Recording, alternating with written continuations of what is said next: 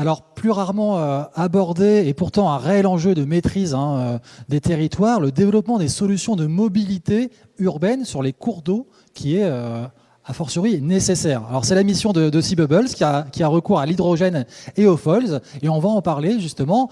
Il va nous en parler. C'est Yorick Ligen, VP Engineering chez Sea Bubbles. Bienvenue.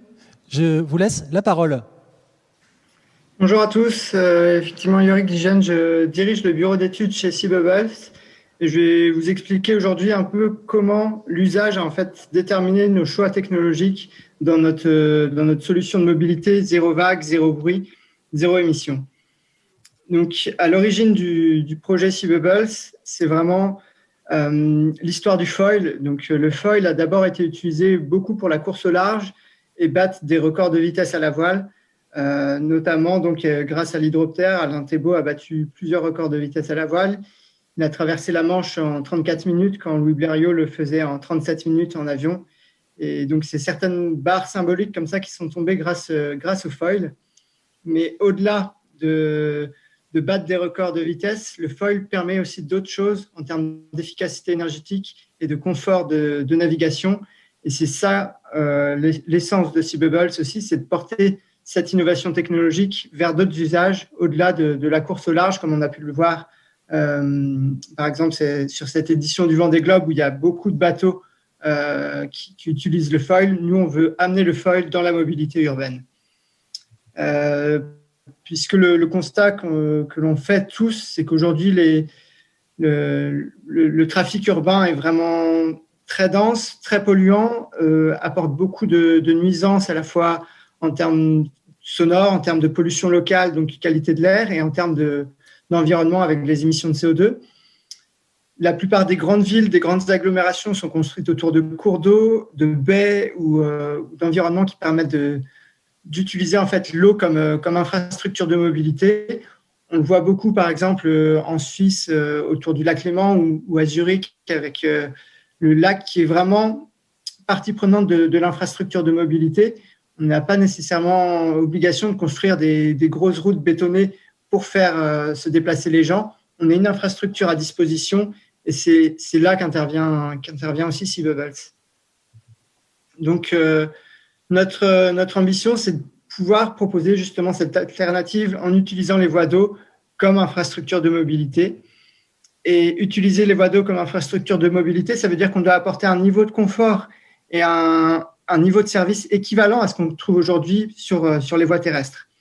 Et donc, c'est pour ça qu'on a amené le foil dans cette solution-là, puisque le foil permet de plus être sensible au clapot. On n'a pas l'impression d'être sur un bateau qui tape la moindre vague. On a vraiment l'impression d'être sur un tapis volant. C'est extrêmement confortable et extrêmement stable. Toute la technologie développée par les équipes de Sea Bubbles depuis plusieurs années a consisté aussi à travailler sur la régulation et la stabilité du vol. Donc, ici, on a un système de foil actif avec des volets qui se situent sur les plans porteurs et donc qui permettent de réguler en permanence le roulis, le tangage du bateau. Donc, que toutes les personnes se mettent à droite ou à gauche, le bateau restera stable. Et de même, lorsqu'on traverse un sillage, le bateau reste stable et insensible à tout ce qui se passe en fait sous la coque. Donc, c'est une expérience vraiment inédite et qui permet d'imaginer vraiment de se dire qu'on peut prendre ce bateau au quotidien puisqu'il est confortable et il offre une grande qualité de navigation. L'autre aspect technologique qu'on a souhaité pouvoir développer autour du Sea Bubbles, c'est la propulsion électrique et hydrogène, puisqu'on cherche avant tout à faire une solution de mobilité durable et donc respectueuse de l'environnement, d'où la propulsion électrique. Et pourquoi l'hydrogène ? C'est puisqu'on envisage une utilisation en mode taxi, donc un véhicule qui doit offrir un haut taux de disponibilité. Donc, on ne peut pas se permettre de l'immobiliser pendant des longues périodes pour recharger les batteries. Et enfin, on a un enjeu de masse très important puisque la masse qu'on peut soulever de bateaux est liée en fait à la surface des plans porteurs, à la surface des foils. Donc, pour maîtriser cette enveloppe de masse, on doit passer à l'hydrogène qui permet d'embarquer plus d'énergie à bord et de faire des pleins plus rapides. Donc, grâce à cette motorisation électrique, on est donc zéro bruit, zéro émission et aussi zéro vague, puisque en fait, on n'a que 2 plans verticaux qui coupent la surface de l'eau Donc, ça génère un sillage très faible. Donc, ça permet aussi d'aller plus vite dans des zones où on ne veut pas endommager les berges. Comme on ne crée pas de sillage, la vitesse ne pose pas de problème. Donc, c'est un projet qui a mûri depuis plusieurs années. D'abord, c'était effectivement l'hydroptère, donc un bateau à voile fait pour battre des records de vitesse. Et ensuite, il a fallu adapter cette architecture à un bateau fait pour le milieu urbain, pour le transport de passagers, avec un haut niveau de service et un bon niveau de confort aussi. Donc, des premières esquisses en 2016, puis des prototypes en 2017, où là, en fait, c'est une coque d'optimiste sur laquelle on a greffé des foils. Et on voit ensuite une évolution sur l'architecture des foils en 2018, où ils sont encore en forme de U. Et puis ensuite, en 2019, avec des foils en T. Et enfin, maintenant, on travaille à la mise en production du bubble hydrogène, donc que vous voyez ici, qui permettra aussi, ensuite d'étendre la gamme en cohérence aussi avec le développement de l'infrastructure et la maturité des technologies autour de l'hydrogène.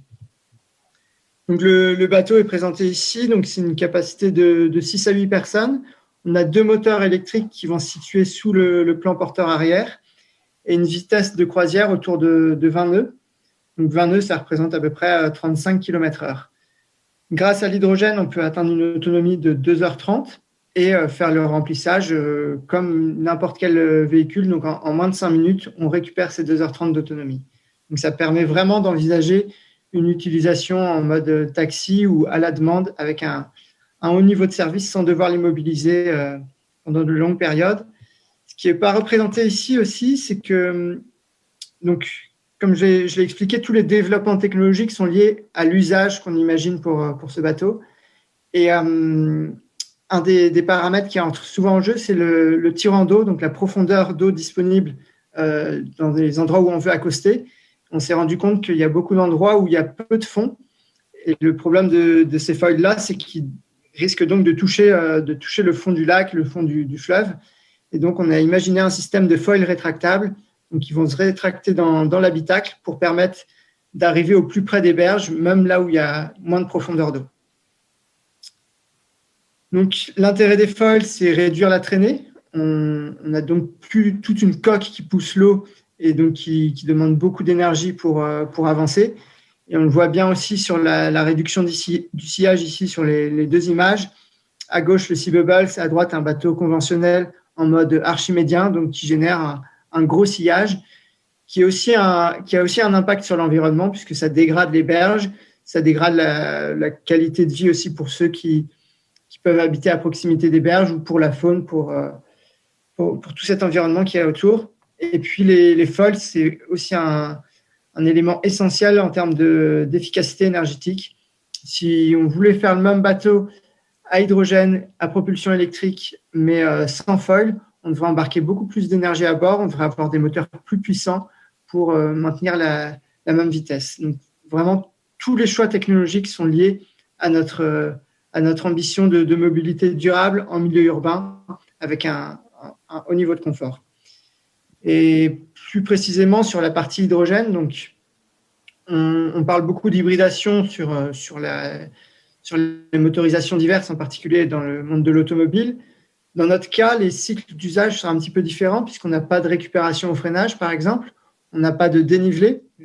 On reste toujours au même niveau de l'eau.